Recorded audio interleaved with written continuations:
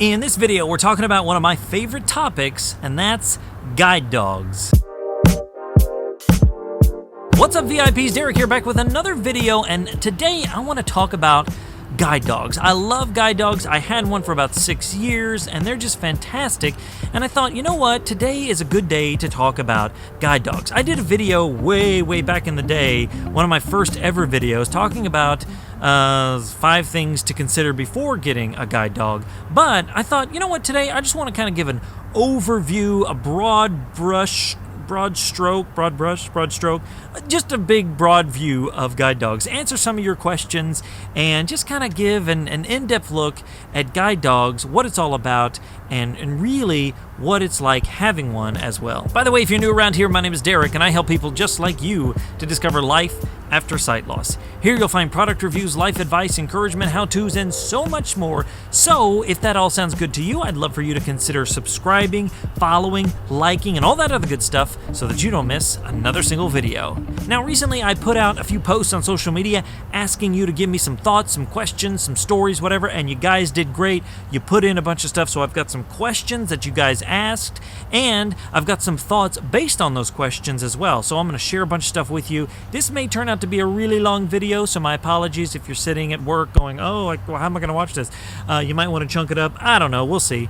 But I got a lot of stuff to talk about, so let's go ahead and jump into the good stuff. All right, like I said, I've got a bunch of questions. I'm going to save those till just a little bit later. I want to talk about sort of the process of guide dogs in general. Now, I am not a guide dog trainer. I don't work for a guide dog organization or anything else like that. I will put some links in the description box below if you're interested in learning more from an actual facility that does this. This is just my own perspective, having had a guide dog and gone through the process and that sort of thing. So, first of all, guide dogs are born typically in a breeding stock kind of way. Like, they're not born just on the street and be like, hey, I like that dog, let's make it a guide dog. Typically, they're born through a breeder. And typically, the organization will have a breeding program. So that way they can breed the dogs that they want. They're not just getting some, random dog off the street. So what happens is they will have those puppies and they'll take care of them for, the normal amount of weeks. Then they give them to what's known as puppy raisers. Now, puppy raisers are fantastic.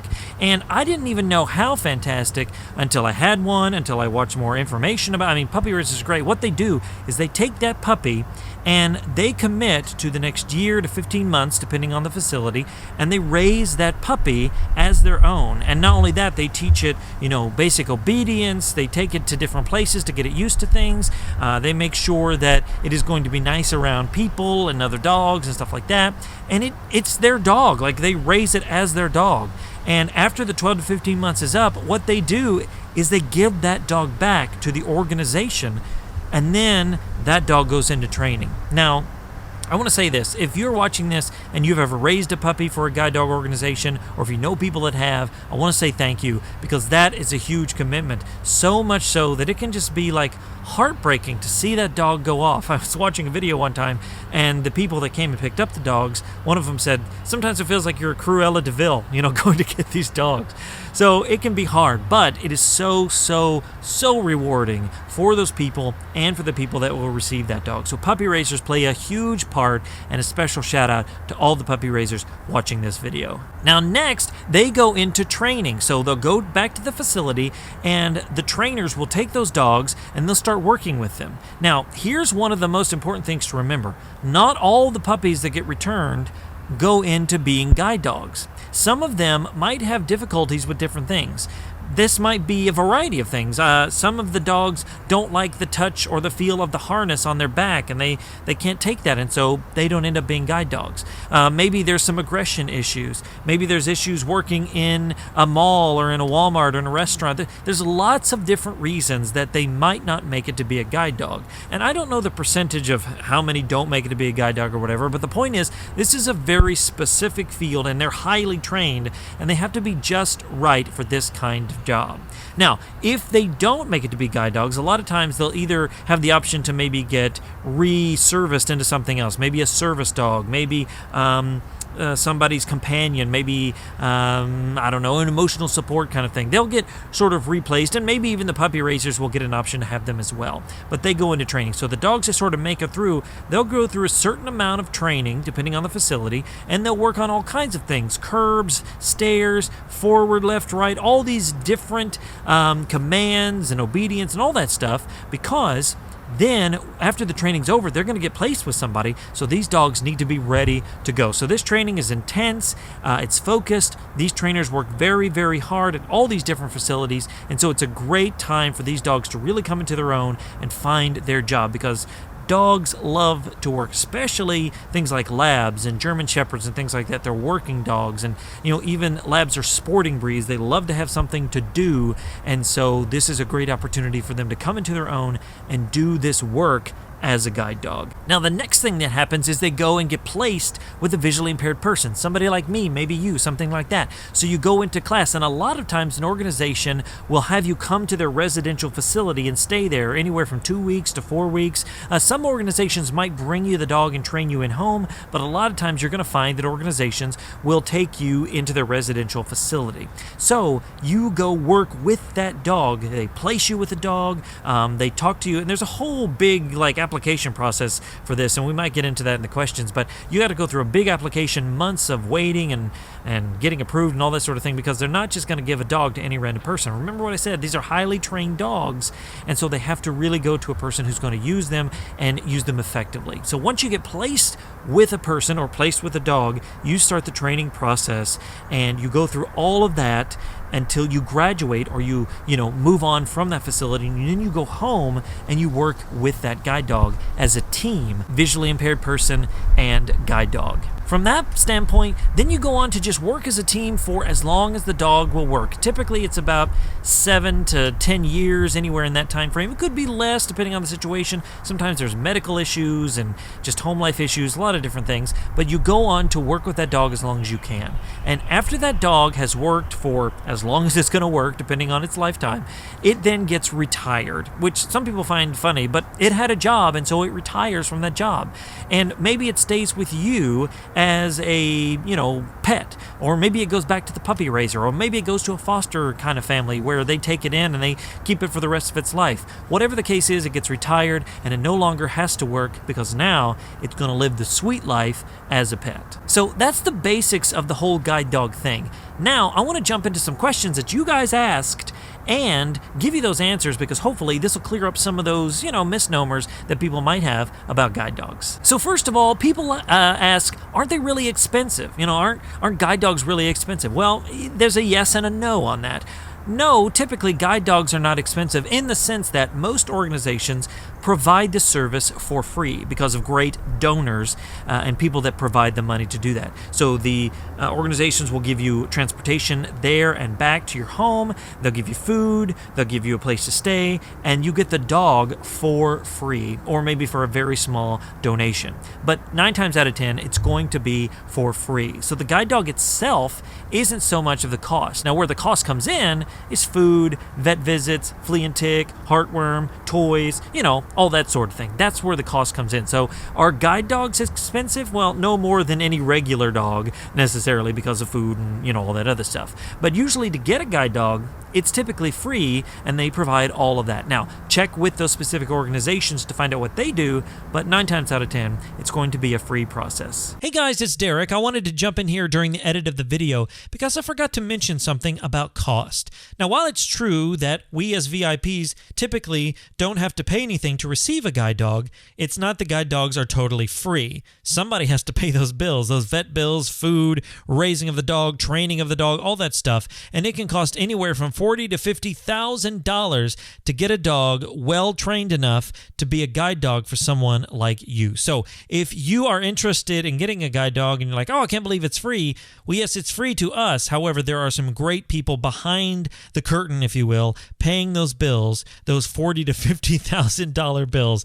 And we just need to be grateful and thankful, because they make it possible for people like me, people like you, people that are blind and visually impaired to have access to this wonderful thing known as a guide dog. So just wanted to make sure that was clear, and hopefully that makes sense. So let's jump back into the video. Next, people ask, where can I get a guide dog? Well, there's all kinds of great organizations across the United States and even into Canada.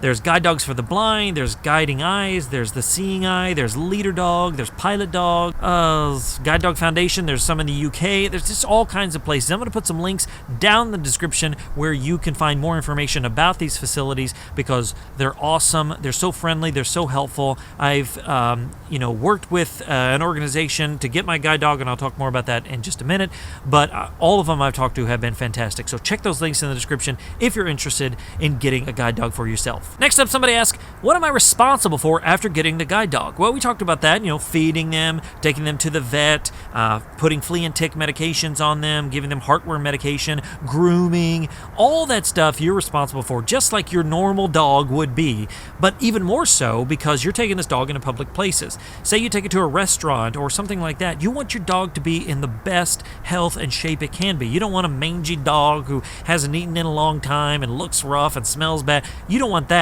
You want to represent a guide dog team the best that you can. So you have to groom it every day. You have to make sure it looks nice, it's presentable, it smells good, it's eaten appropriately, it's gone to the bathroom outside so it doesn't go inside. So yes, you're responsible for taking care of it just like a dog, but I think even more so because you're going to take this dog into public places. So it can't...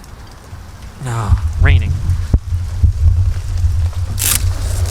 All right, we got a little scene change because it started raining outside and I couldn't finish the video because I didn't want my camera to get wet. So let's go ahead and jump back into things where we left off, if I remember where that is. Oh yes, speaking of public access to things, if you have a guide dog, you have access to all places that provide public things, like, restaurants and stores and malls and stuff like that. Basically, the law says, because of the ADA, the law now says that it can only ask you two questions, which are, is this a service dog trained for a disability? And what things has it been trained to do? What tasks has it been trained to do to help you with that disability? They can't ask you for paperwork or ID. They can't ask you for proof of your disability. They can't ask you what your disability is, though I guess if you're using a guide dog, it's probably pretty obvious. But the point is, yes, you do have access to all things public if you live in the United States, and in other countries they're similar, but that's just the United States for sure. I know the UK has some laws as well, Canada and things of that nature, but here in the US, yes, you can take your dog into places because of the Americans with Disability Act. Next question somebody asked is, do I need to be totally blind? And the answer is no, you do not need to be totally blind. Depending on your level of vision, you might want to consider it more than others, but no, you don't have to be totally blind. You have to be legally blind to qualify, and then they assess, and maybe it's through a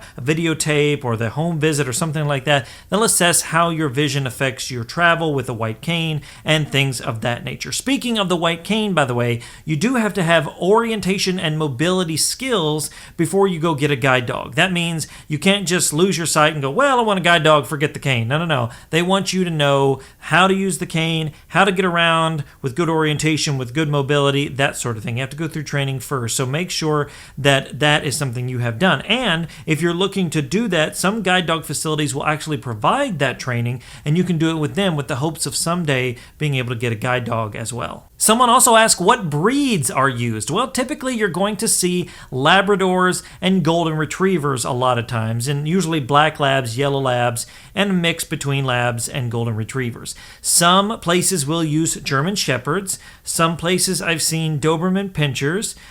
Some places will use Boxers, but 90% of the time you're probably going to see a Labrador, a Black, or a Yellow, and a very rare occasion maybe a Chocolate, but then you'll see a Golden Retriever and a cross between those breeds. And again, it really depends on the facility. Sometimes you're going to see a standard Poodle even, because of that, but 9 times out of 10, Labradors, Golden Retrievers.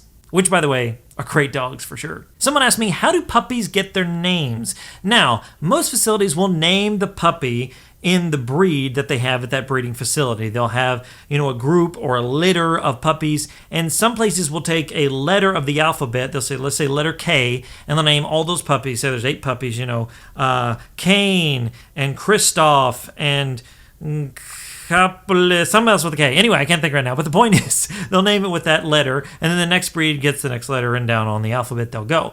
That just depends on the facility. Some places might be able to let the puppy raisers name the puppy. It really just depends on the facility. But for the most part, the facility will name the puppies and then give them out to the specific puppy raisers with already having been named. And finally, somebody asked me, how much help can they really be? This person was sighted and had somebody in their life who was visually impaired, and they were like, how much help can they really be? Now, I don't know if this was a snarky comment like, well, how much help can they really be? Or if it's a real light comment like, well, how much help can they really be? Well, here's the thing. Regardless, I want to let you know they can be so much help. Like, guide dogs are fantastic, and I want to give you some of the reasons I think guide dogs are so much help, having had a guide dog myself and having talked to people who have guide dogs as well. So let's jump into some of those reasons right now. First of all, they help you with your confidence, because going out and about can be challenging, especially if you don't do it a ton. You know, you got that cane, you're kind of scared, you're nervous. Dogs can give you that confidence because they're helping you walk faster than you typically do with a cane, which a lot of people find invigorating because they're like, wow, I'm not stumbling around, I'm walking, straight, this is great. They give you just that confidence to be out and about and not feel like you're all alone, because now you've got a good buddy with you. And speaking of that, it provides companionship. Sometimes when you're out and about all by yourself and wanting to be independent, it's great, but you can feel very alone, like, oh, I missed the bus, what am I going to do? Or, oh, I'm not sure about this corner. And though the dog isn't going to tell you where the next bus is, in the sense of like, well, there's number 72 or something like that, it is going to be able to be there for you while you're working out what to do next, whether it's to call an Uber or wait for the next bus or whatever the case is. So that dog's going to be there and give you that companionship. Which, by the way, speaking of those kinds of things, some people will say, well, how do they know where to go? How do they know what street they're on or what color the light is? They don't know any of that stuff. You have to know that, which is why you need O&M training. So the dog's not going to be like, we're on Washington Street. They're not going to know that. And if they talk to you, that's probably a whole nother issue that you have. But the point is, they don't know that stuff. They count on you to be sort of the leader, like, here's where we're going, left and right, and things like that. And then they're there to be your extra set of eyes, the ones that work well and can see where they're going and things like that. So remember that whenever you're thinking about a guide dog. Another great thing about a guide dog is they give you walking ability, meaning they might help you walk a little faster, like I mentioned. They might help you walk a little steadier, a little smoother in your pace, and they might give you a little bit more balance as well, because sometimes if you're walking slowly, your balance can be more off. But if you're walking a little quicker, a little steadier, then you feel a little more balanced. You're straight up and down, you're on that straight line, and you have a little bit of balance. I don't know if guide dogs are necessarily trained to be balanced dogs in the sense that you're going to lean on them per se, but because of your upbeat walking and your confident walking, the balance comes with it. So they help you walk a little bit faster, steadier, and a little bit more balanced. And dogs provide a great social outlet for you. Maybe you're a social person, maybe you're not, but if you've ever used a white cane, you know that it can be a bit off-putting to people. They're like, oh, it's cane, what's going on here? But with a dog, everybody wants to talk to you. Why? Because you have a dog in a restaurant, because you have a dog in Target or whatever. People love it. They're like, hey, look at that dog. Oh, let me tell you about my dog. I had a dog one time. Oh, really? What was it? Oh, it was a Chihuahua. It's just like your dog. Well, actually, no, it's not just like my dog, because my dog's a Labrador, and, well, it's highly trained. But you know what? Cool for you. Tell me your whole life story. It's going to take 25 minutes. No, but the point is, people like talking about their dogs and their experience with dogs, or maybe they had a friend who had a guide dog or a service dog.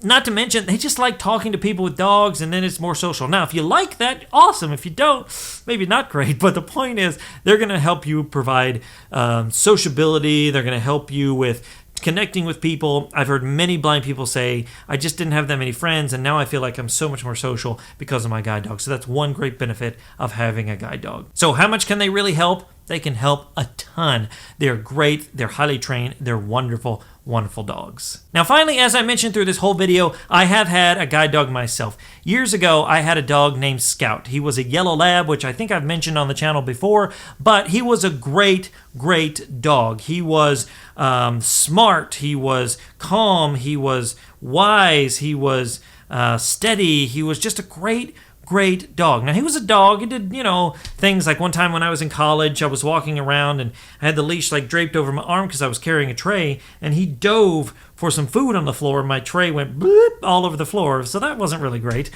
But nonetheless, he was a fantastic dog. I had him for about 6 years, and he was from an organization called Leader Dogs for the Blind, which again, links to all these things in the description box below. But I love Scout. He was fantastic. He ended up, when he retired, he moved back with his puppy raiser, which I talked about earlier, and she raised him until he passed away, I think in 2013. Lived a great life. He was so well treated by this puppy raiser. She was fantastic. So just a great dog. And my experiences with a guide dog were just a lot of fun. Sometimes they were challenging, but they were great because, like I said, people love to talk to you about their dog. Oh, I got a hunting dog. Let me tell you about it. Okay, great. Let's talk about it. So I really enjoyed that. Sometimes it was like, I just want to eat. But, for the most part, it was great.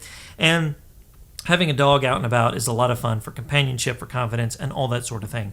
So if you have questions about my guide dog or things like that, just let me know and I'll be happy to answer them as well. All right, guys. Well, this has been a long video. I don't know how long it's going to end up being, but a long one. If you've sat through all the way to the end, I thank you so much. So today, the question is just kind of a broad, open question. What else do you have questions about with a guide dog? If you have any other questions, leave them down below and I will do my best to answer them for you. And I want to hear stories from you. If you have a guide dog, if you had one, if you've got friends or family members that have one, what's your experience with guide dogs? What's your knowledge? I'd love to hear about it. All these kinds of stuff. So questions, thoughts. This is a broad one. Leave them all down below and let's have a continuing conversation about guide dogs down in the comments. And a special thanks to all of you who left me comments, questions, thoughts, stories, all that sort of thing in my Facebook, Instagram, Twitter, all that stuff. By the way, if you're not following me on all those places, links as always down in the description box below, so you can follow me, you can see all my updates and things like that. So thank you for providing the questions